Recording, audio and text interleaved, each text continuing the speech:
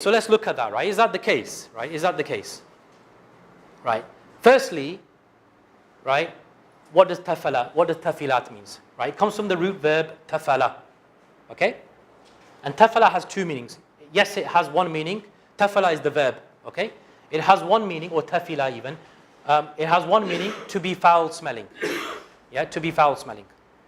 Another meaning is to be without perfume. Okay? There's two meanings.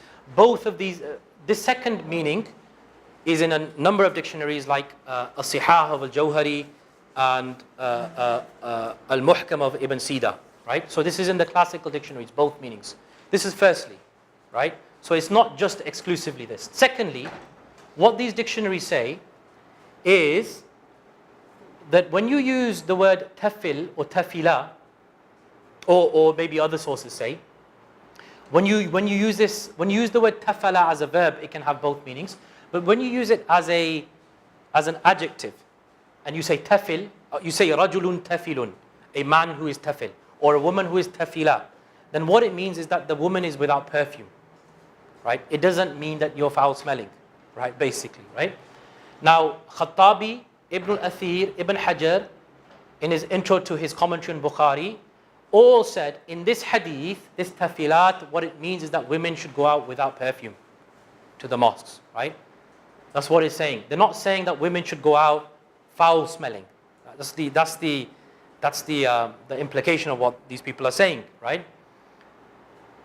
You know, just look. Does it make sense for the Prophet ﷺ to say? Just look at the hadith itself. Don't stop women from going to mosques.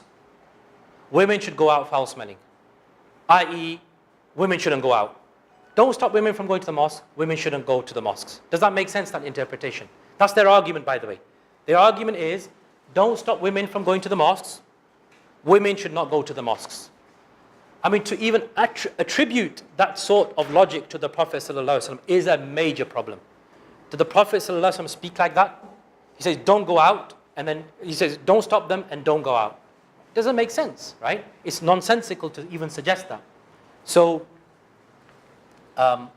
now, the problem is, well, one issue, I'm not sure I don't know how in depth we're going to go into this, but Ibn Hazm, in this book, he says, what is tafil? What does tafil mean, right? What does this word mean? And he says it means a sayyi'atul rihi wal bizza, foul smelling and unpleasant clothes, right? That's one way to translate it, right? Now, okay, he says that, right? And they say, look, this is what Ibn Hazm himself is saying. This is what this tafil means, right? Now, the thing is, when you look at any hadith or verse or statement by a scholar, you need to collect.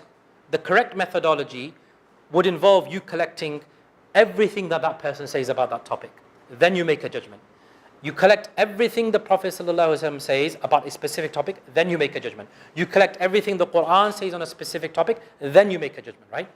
So what they've done is they looked at this one expression by Ibn Hazm and they've not traced the rest of this hadith in his book. And I did that. I looked at every single other narration of this hadith, every single other instance of this hadith in the Muhalla of Ibn Hazm.